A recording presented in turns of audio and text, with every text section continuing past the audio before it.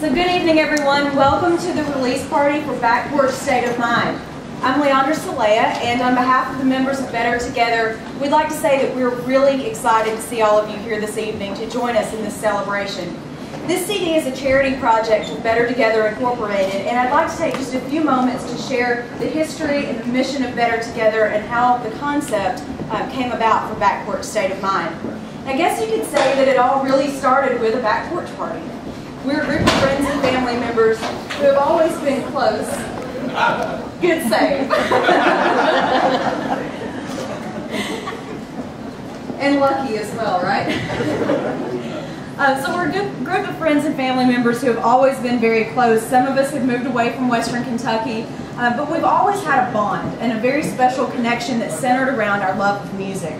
We get together every time we could, usually on my parents' back porch right here in Mayfield, where just for a few hours we'd enjoy the company of old friends from all generations and all walks of life. You see, time stands still on our back porch, and at back porch parties, all of your responsibilities seem to just disappear. All that matters is that we're laughing and spending time with the people that we love. We've had these back porch parties for years, and we've taken them all over the world. The Ozarks, a 13th century Scottish castle, a living room in Nashville, Tennessee. It doesn't really matter where. They can happen absolutely anywhere. And we've always known that we had something very special. But just over 2 years ago, as many of you know, we suffered a terrible loss. My father, and the person who kept all of us together for so many years, left us very suddenly and way too soon. Shortly after losing Dad, my cousin and close friend to everyone in the group, David Passmore, began a rapid decline into end-stage renal failure caused by polycystic kidney disease. Going through all of this, it would have been so easy for us to be consumed by our grief, to feel helpless, to sit back and hope for a miracle to save David, but we just couldn't sit back and watch from the sidelines. We wanted to do what my dad had inspired all of us to do, to make a difference in the causes we believed in. And what better way to do that than by sharing the music that's meant so much to us and has pulled us through some of the most challenging times in our lives. So just over a year ago, Steve Holzhauser came up with the idea to raise money for PKD, polycystic kidney disease, by producing a CD of our favorite back porch music. So we formed the nonprofit organization Better Together, and we started writing and recording music to spread our message of friendship, togetherness, and celebrating what really matters in life. Not all of us are musicians, but we very quickly realized that our diversity is our strength. It took a collaboration of so many talents and skills to make this project a reality, and the result is what we're here to celebrate this evening. A project that conveys what being in a back porch state of mind is all about. The CD features 6 original songs, all written by members of our group, and 6 back porch classics, as we like to call them. And I hope you'll take some time to read the story behind the music piece that's on the inside of your program, because it'll give you a much more in-depth picture of how each song was chosen to convey a specific message. And it'll give you some more details about the musical collaboration as well. We're also very excited to say that in not too long we'll have some live musical performances of songs from the CD just a little bit later this evening. Now, as we've mentioned, this CD is to support some causes that are near to our hearts, and all proceeds from the CD sales will support those causes. So we'd like to share just a little bit about those 2 causes with you this evening, and at this time I'd like to ask Mark Barlow to come and share a little bit about polycystic kidney disease.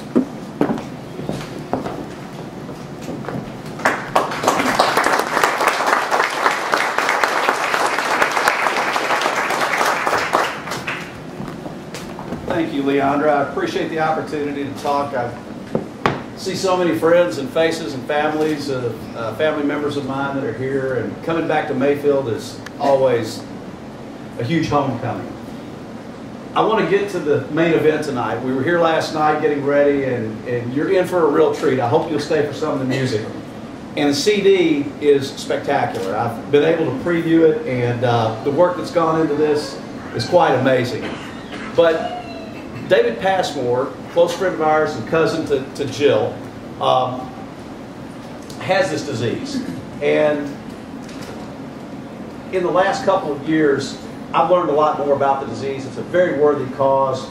Your support is greatly appreciated and certainly needed. We won a small battle against this disease recently, in that David received a kidney transplant about 3 weeks ago. And he's doing quite well. One of the drawbacks is his immune system is severely depressed at this time to cut down the chance of rejection, so he can't be with us. And there's probably no place that he'd rather be than here with you all tonight.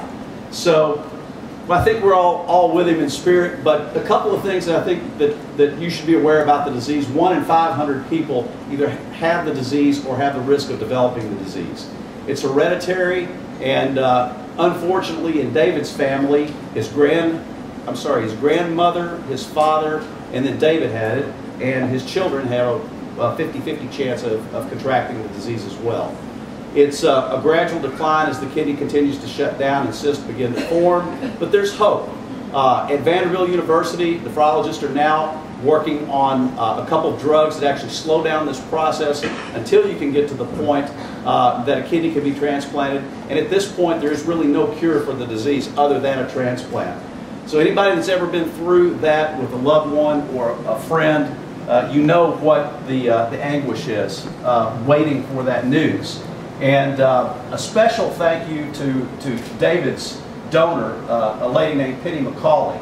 And she's in recovery just like David. She went through a pretty major surgery at the same time. Right now, the average wait for a transplant is 3 to 5 years. We can all help by signing our donor cards if you feel appropriately, if you feel that you should do that when you renew your driver's license. The PKD Foundation, Polycystic Kidney Disease Foundation, is relatively young. It was founded in 1982. It's dedicated to research to find a cure and doing things along the way to raise awareness and improve the outcome for patients and families living with PKD. Buying the CD tonight is the first step. Will help. Get involved in walks. These people have had fantastic fellowship and fun down in Nashville doing the walk down there annually, and that's really where this idea got germinated. And I don't want to say anything else, but thank you for being here. Have fun tonight, and please, please, please support this fine cause. Thank you.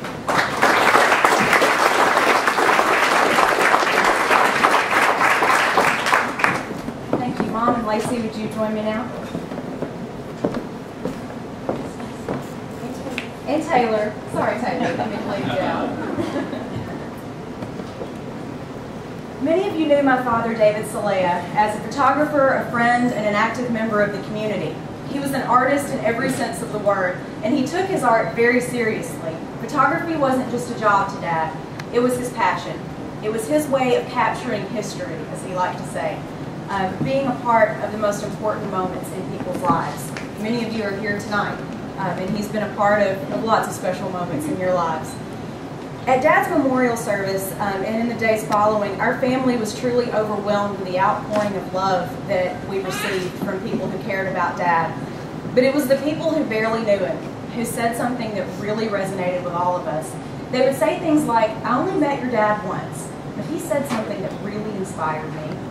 Or, "He helped me find a talent that I never knew I had." That was Dad's way. Sometimes it was deliberate, like when he chose to mentor a student from one of the local high schools who showed potential and interest in the arts. Other times, it was that one-liner he would deliver in passing that really stuck with the person and helped that individual to make some decisions about finding and developing their talents. He made it his business to inspire other people, especially young people, which is why he was so committed to working with the local high schools. Tonight, we're pleased to announce the establishment of the David Salea Art Scholarship. The $500 scholarships will be awarded each year to a graduating senior from both Mayfield High School and Graves County High School. The application process will include submitting a work of art, either visual or